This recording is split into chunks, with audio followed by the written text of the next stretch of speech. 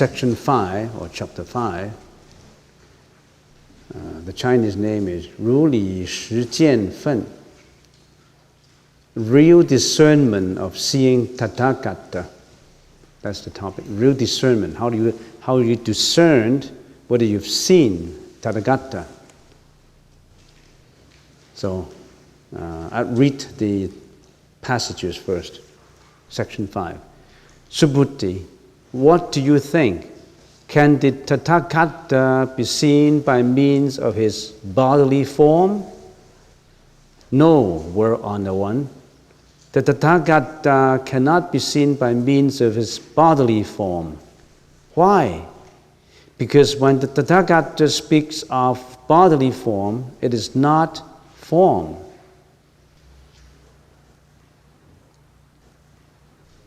The Buddha said to Subhuti, everything with form is unreal. If all forms, phenomenon, are seen as unreal, the Tathagata will be perceived. We'd like to finish chapter 5 today. It's a short chapter. The first paragraph, the Buddha asked Subhuti the question, Subhuti, what do you think? Can the Tathagata be seen by means of his bodily form? Tathagata means the Buddha. Tathagata is another name for Buddha. Remember, Buddha has 10 epithets, 10 names, and one of the names is Tathagata. In the Chinese language is 如来. Can Tathagata be seen by means of his bodily form? Through his bodily form, can you see the Tathagata? What does that mean? You see, the Diamond Sutra, in the Chinese characters, all these characters are very succinct, simple characters. And when translated into English also, you really have to evaluate every word. Don't just look at the superficial meaning of it. You have to look past it. You penetrate into the meaning. Remember in chapter 2 and 3 and even in 4, sentient beings cling to things having form as the cause. And the Buddha corrected this false view by pointing out the doctrine of giving alms without attachment to form. Giving away alms, citing the 6 parameters as an example, with the first parameter as giving out. Remember the 6 parameters. You should know about the 6 parameters. Charity, morality, endurances, and right efforts or diligence, meditation and prajna. So these are the 6 parameters, prajna parameters that you must practice, and each one has very profound meaning that you should pursue. If you're newcomers, well, you'll listen a bit here and there, and later all these things would glue together. It's just like when you're doing bookkeeping. You don't know debit and credits. You don't know assets and liabilities. You don't know how to do the financial statements. But then when all these assets and liabilities add together, then you get a financial statement. When you work at a financial statement, you work at every individual item. You don't know what the financial statement looks like, but you really have to look at every item first. What is an asset? What is a liability? What is accounts receivable? I'm sure there's accountants somewhere around here. Anyway, why did I always mention accounting? Because I had accounting background. And I have management background. So I always use management.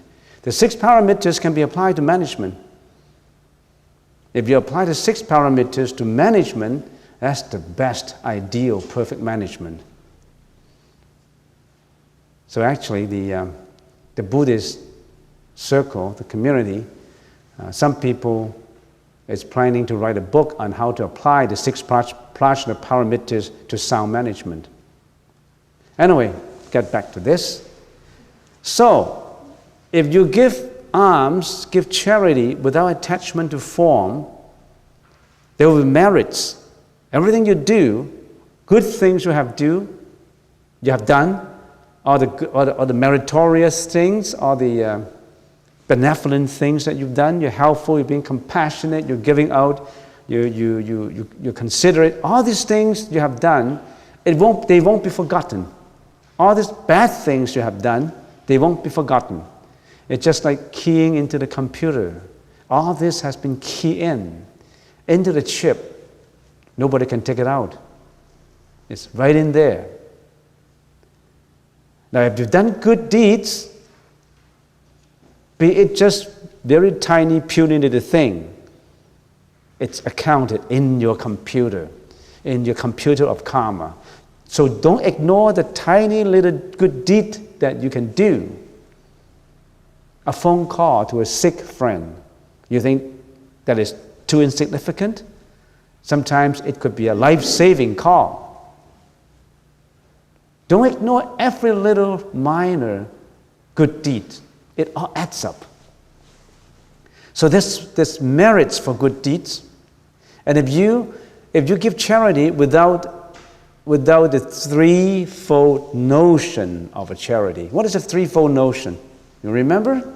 When you give charity, there's a threefold conception, threefold notion behind the giving. If you have attachment. What are these threefold? The giver, the recipient, the act of giving, or the object of giving. You are the giver. You give out $1. You give out $10. You're the giver. You dial this call to a sick friend. You're giving out this compassion. You're just giving out this consolation, this comfort to the patient, so that you are the giver, and that's the recipient. Millions of miles away, does not matter. The act of giving, the comfort, the consolation, the sincerity, the care. So this is a threefold notion. And the Buddha said, don't attach to any one of this. You've done this, don't attach them. I am the giver. Now that I have helped someone, I'll have good reward. I will have good compensation in my computer chip. No, you don't have to remember that. You give without condition. No attachment whatsoever. But no attachment, so all these originating causes are formless. Now, if you do it like that, the merits so obtained will be so immeasurable. Remember in chapter 4, it is so immeasurable that it's just like space. Can you measure space? Can you measure north, south, east, west? Can you measure the zenith? Can you measure the nadir? The top, the very top and the very bottom? We can't. So the merits so obtained, if you don't have an attachment, will be immeasurable, like measuring space. And then this chapter 5, the Buddha said, can you see the Tathagata by means of this bodily form? Why did he ask this question? It relates to the previous chapter, because if we always think in our mind that we have no attachment, all the causes that we do would attribute to something that we should not attach, then we'll worry. We'll worry about formless merits. These merits are formless, right? You can't then, because causes are formless, we don't attach to form, and a formless cause would tally with a formless effect, naturally. So in other words then, the causes I have cultivated and this merits will be formless, wouldn't that I lose all my merits? No more merits behind? And also, if that is the case, how come the Buddha has such a meritorious body form? The Buddha has very good form, very graceful, all these 32 attributes and 80 minor marks of the Buddha. All this is because of the accumulation of merits. And how come the Buddha has got good form? A formless cause does not tally with the effect that has formed. Then how come the Buddha has good forms? I don't know if you understand this, but let us try to explain a little further. At this point, we have to know, according to the sutras, the Buddha possesses 3 bodies. This we'll have to know. If you don't know, the Buddha possesses 3 bodies, which are essentially one. It's one body, but it's 3 bodies. And don't think of the body as form. How come there's 3 bodies? I have 1 body, how come I have 3 bodies? You don't think in terms of the bodies in the form situation. No. What are these 3 bodies? The first one is the Dhammakaya. In the Chinese language is Fa Shen. The Dhammakaya. The Dhammakaya is the Dhamma body. This is the Dhamma body as opposed to the physical body of the Buddha. This Dhamma body is formless, penetrating all existence, shining everywhere and enlightening everywhere. And according to the general Mahayana, this is the reality body, the true mind, the absolute existence, manifestation of all existence, the one mind, sunyata, emptiness, the universal mind. That's what we refer to. The Dhamma body is that universal mind, that oneness, that true essence, that reality. In the Yogacara school, this is the real body possesses the pure Dhamma in there. And it is the great, perfect mirror wisdom, prajna, in the Chinese language, 大圆净智. This is the ultimate wisdom. You can't see wisdom, can you? So that's the Dhammakaya, Fa Shen. So we call it also the one body. Dhammakaya means body. Kaya is the Sanskrit language.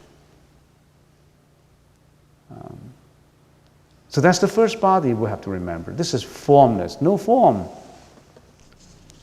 That is the reality, the ultimate. The second body is the Sambhoga Gaya. S-A-M-B-H-O-G-A, Sambhoga Gaya. In the Chinese language is Bao Shen. The Bao called Ta Shou Yong Shen, Zhi Shou Yong Shen, Bao Shen. So this is the reward body of the Buddha. The ideal body of a Buddha, which is produced after entering Buddhahood as a result of vows undertaken during the practices in the Bodhisattva path. This is the embodiment of purity and bliss resulting from full accumulation of merits. So the Buddha has the perfect, the ideal body with an accumulation of merits. Why did he accumulate such a nice body? Because all of the good deeds that he has done when he practiced the pursuit of enlightenment. This is the Sambhoga Gaya. Everything you do, every good deed. Why are people different in their facial appearance? Why are prettier and for some people are prettier and some are uglier and some taller, shorter, healthier, everyone. How come physically one person looks a lot better than the others? How come they are different? Not because of a creator, because the creator would not be prejudiced against anybody. Their appearance is different because of the karma, what they have done. They are different. You think what you're doing now and what I'm doing now, we are the same, exactly the same? No.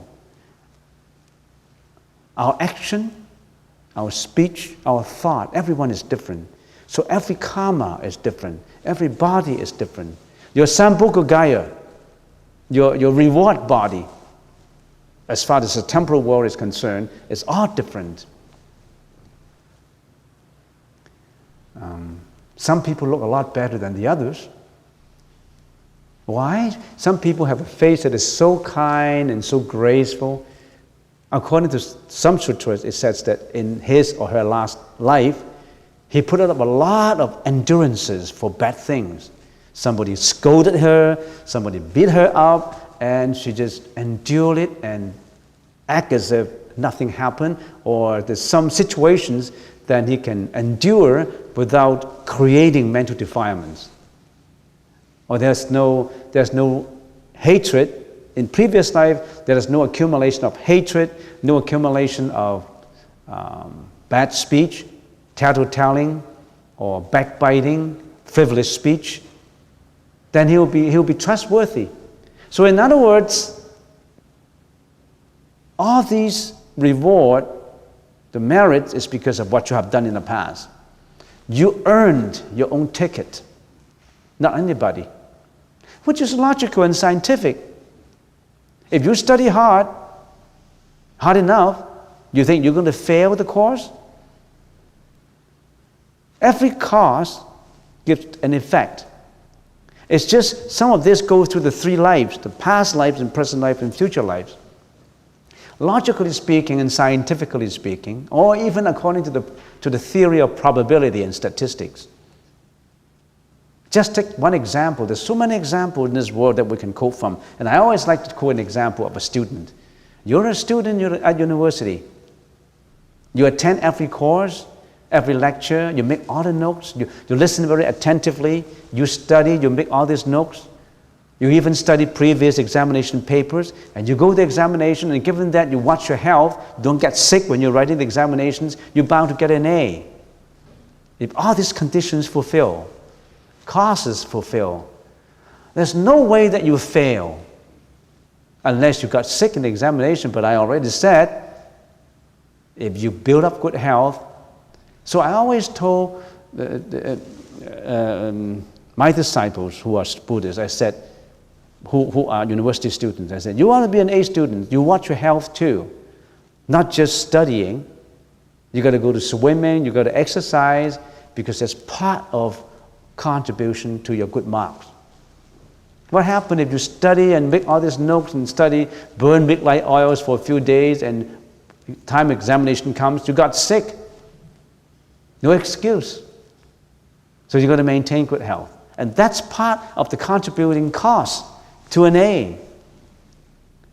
So for that reason, whenever you appeared, whenever you've been rewarded, whatever you got here is because of what you have done in the past, including your physical appearance. If you short-live, if you're always sick, it's because you kill a lot of animals in your previous life or in this life. You go hunting. You kill deers and moose, bears, just for enjoyment, for pleasure. You shorten their lives, and somehow your karma be affected, and your life, this lifetime, is short. The other day, we have a group of 4 people going to a hospice care situation where a man is dying. He's about 55 years old, Caucasian. He helped to build up a few homes for kids who are on drugs. He did a lot of good work. He built up 3 homes for kids who are on alcohol and drugs. And there is this one guy who came to the temple, and I can't mention his name, and he said, we really respected this person because he saved my life. I was doing this kind of thing, and I was almost on the verge of my life coming to an end, but this man saved me, and I don't want to see him go. This man is terminally ill, and he's going to die any minute. And we didn't go out that often. We said, and after, because of his sincerity, so finally we determined to go to the man's home. 4 of us. We went there. The man was sitting up with his wife, buried his head in his palm, and certainly he's dying. It's suffering. And at his bedside, there is an altar, a small little altar. And he's practicing Tandra Buddhism. He had a picture of Dalai Lama. So we went in and we performed chanting for him and all that. And he's struggling, on the verge of dying. But somehow his time has not come. We chanted for 2 hours, quite tired, 2 hours. And he's still struggling, not going yet. And finally, we're advised to leave for a little while. And I don't know if the man passed away now. So when I come back, I think, why did he did a lot of good karma? He built up 3 homes, helping kids, and why did he still had this disadvantage of living a short life? It's his own karma, because in his previous life, probably, he had been killing. Even though the karma now is so strong, it wouldn't wash away the previous karma. Had he not been building good homes, maybe he would have been dead already, many, many years ago. I always believe that, and somehow some other monks, we share the same opinion. We always believe that we have some sacred contract within us. You know what sacred contract? Religious sacred contract. And if because of your previous karma, you have to suffer in this karma, in this life, or for example, if I have to be destined for having a short life because I killed too much, for example, just give an example. If in this life I became so kind, I supported people not killing animals for food, I supported people not killing seal, I protest, and I've done everything I can to save animals and give out all my compassion. I attempted to change all these things, and I turned to be a very kind person. And also, I communicated with Bodhisattvas through my chanting and through my learning. And maybe somehow, invisibly, I signed a personal sacred contract with the Bodhisattva who is helping me to live longer. Because I have this mission that I would like to do a lot more. I'm destined to live until, for example, 50 years old. But invisibly, I always chant and I always pray and I always, all by myself, I talk to my Bodhisattva, to Buddha, that if I've been given a chance to live longer, I would do this mission and that mission and that mission. I have all these missions that I have to fulfill. And somehow that is a sacred contract. You got a contract. Then you live longer. So every one of us, we don't know how long we're going to live. But please, build up that contract. Build up that contract to render your compassion, to learn to cultivate your spiritual path, to be a Bodhisattva. And all these Bodhisattvas would help you because they've gone through the same as you have gone and I have gone through before. They know that you're limited in your energy and your power. They like to help out, but you must give words to those contracts yourself. This is what I'm going to do. Condition number 1, I would do this, I would do that, I would do that. Sign, Jackie Jones. And you're doing that every day, through your chanting, through your prayers. Bodhisattvas will be helping you out. Avalokitesvara Bodhisattva, Mandrasri Bodhisattva, Srigapa Bodhisattva, the Buddha, they'll help you out. So you can change your karma. But how many people would be willing to sign a contract like that? They only sign contracts to buy a house, a home, a boat, a car, an employment contract.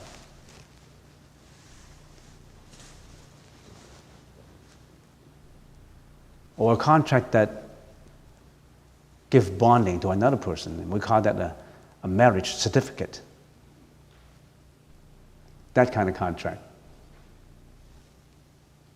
Well, I'm diverting away from what I'm talking about. So don't ignore chanting, cultivating, meditation. Don't ignore the 6 paramattras. These help you to live longer, help you to be healthier, help you to energize yourself so that you can render your compassion to others, so that you will be more happy in your life. I can't perceive someone who would be happy if they're selfish, if they're egoistic. I can't perceive that. Can you? You think you'll be happier if you're more egoistic? You're more selfish? I think it's just the opposite. Anyway, what am I talking about? I've been talking about the Dhammakaya and then the Sambhogakaya. Remember the Buddha has 3 bodies? The Dhamma body, the Dhammakaya, and the Sambhogakaya, which is Bao, Fa Shen, Bao Shen. And the Sambhogakaya, interestingly, can only be seen by bodhisattvas, not by us. 受用身我们没有能力见得到，登地的菩萨可以见得到。We can't see them. Because why? Because of our karma. That body is so wonderful that only with certain eyes you can see them.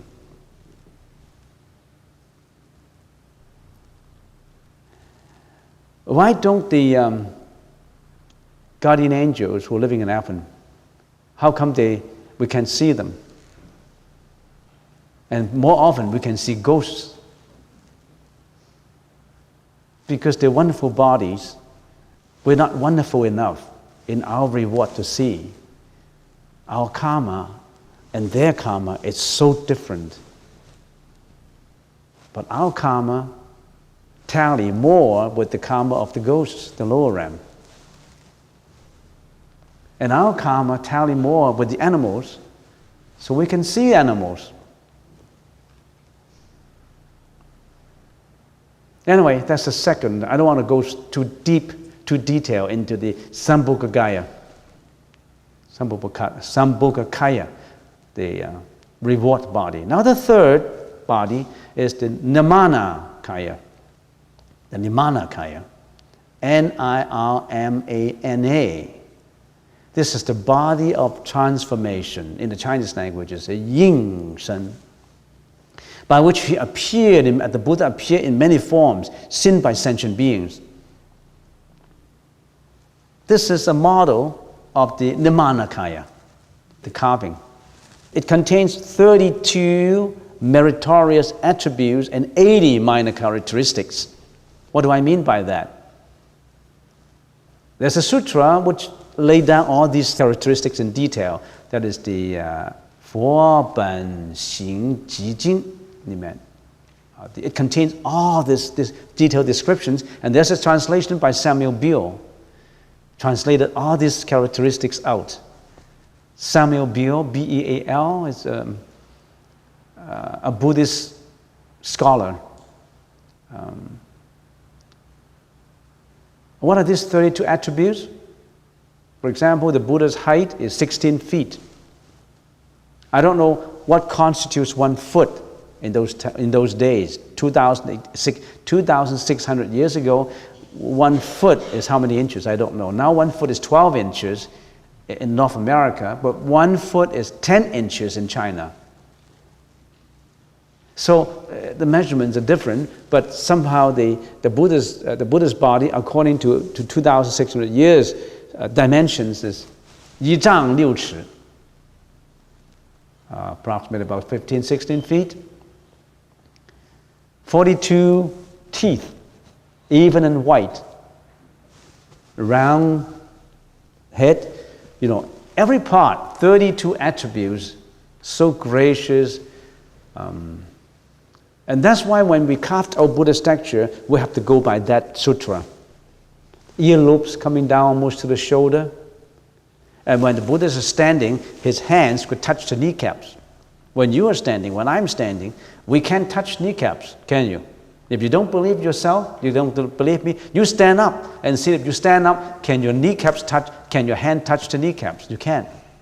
Your hand's not long enough. It is believed that if you have only one attribute of the Buddha's attributes, you could be the king of a certain country. And also the Buddha's feet is flat. Our feet, the sole is not flat, but the Buddha's feet is flat. The Buddha's voice is different. The hair follicle, the hole, emitting frequency. So it's 32 attributes and 80 minor characteristics of the Buddha. Then is the Namayakaya, body transformation. The appearance of the Buddha as seen by sentient beings is this body, his incarnated body, in which he appeared in order to teach the beings of the world. Such body was long cremated and was just an incarnation. This is not the true body. This is the physical body. So there's three bodies. The Nirmanakaya, which is the physical body with all these attributes. Sambhogakaya, which is the reward body, only seen by Bodhisattvas. And the Dhammakaya, the Dhamma body. So the Buddha asked Subhuti, can the Tathagata be seen by means of his bodily form? Why did he ask this? This is to remind Subhuti, as Subhuti may suspect that if giving charity could have a formless cause in mind, then the effect should tally with a formless body. Then how come the Buddha has such a meritorious body? This is to explain, to clear away the suspicion in Subhuti's mind. The Buddha wanted to remind Subhuti that the Dhammakaya has no form. You don't see the Dhammakaya from the form. So I haven't really finished the first sentence. Time's up. Anyway, you know the three bodies.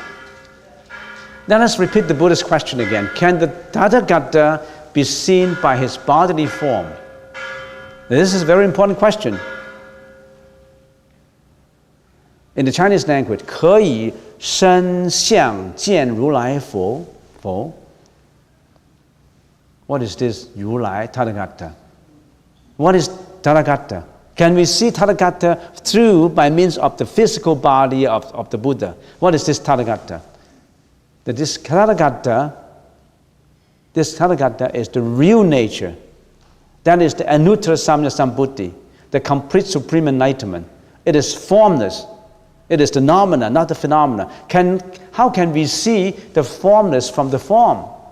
How can we attach form and see Tathagata? That means you have to be detached from form to see the Tathagata. You understand what I mean? If you attach to form, why are we not attaching to form? We attach to form all the time.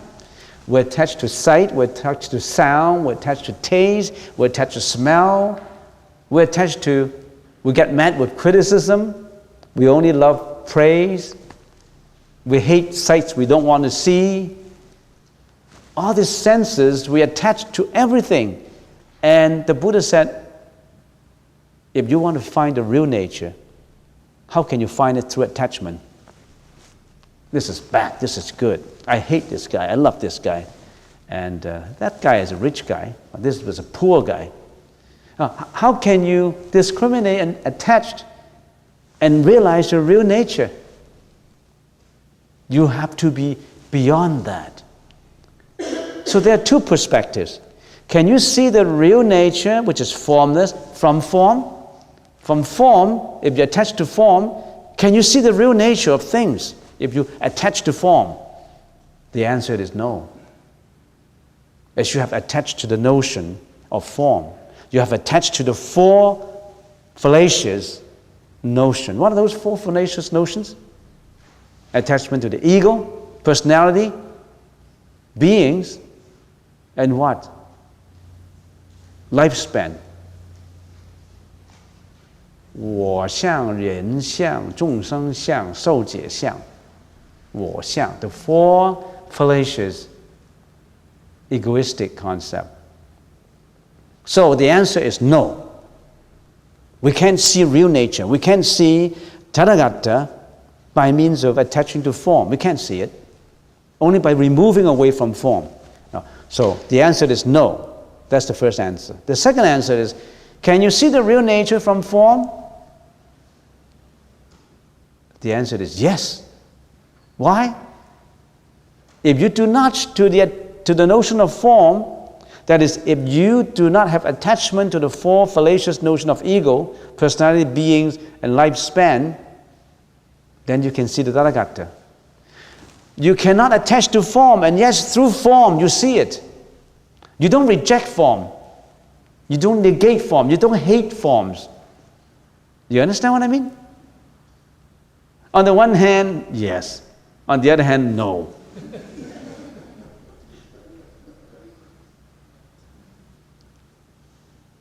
Wow, this is philosophical.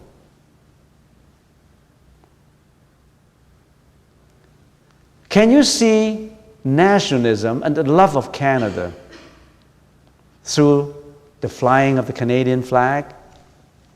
Can you see the patriotism, the nationalism of all Canadians through the hoisting of the flag? The answer is no, it's just a flag. It's a piece of cloth. It itself is meaningless. But can you see that nationalism through the flag? I said, yes. If I see through the material, look past the material, and evaluate the spirit of this nationalism, then I realize that nationalism through the hoisting of the Canadian flag. Don't reject it. Don't hate it. Don't hate forms. Don't deny forms. And yet don't attach to it. Some people say, well, it's formless. I don't have to help. I don't have to do anything. It's formless anyway. No, it's through helping. And some people say, don't attach to compassion. You're attaching to compassion. No, by rendering compassion, I'm detaching from compassion. You see the difference?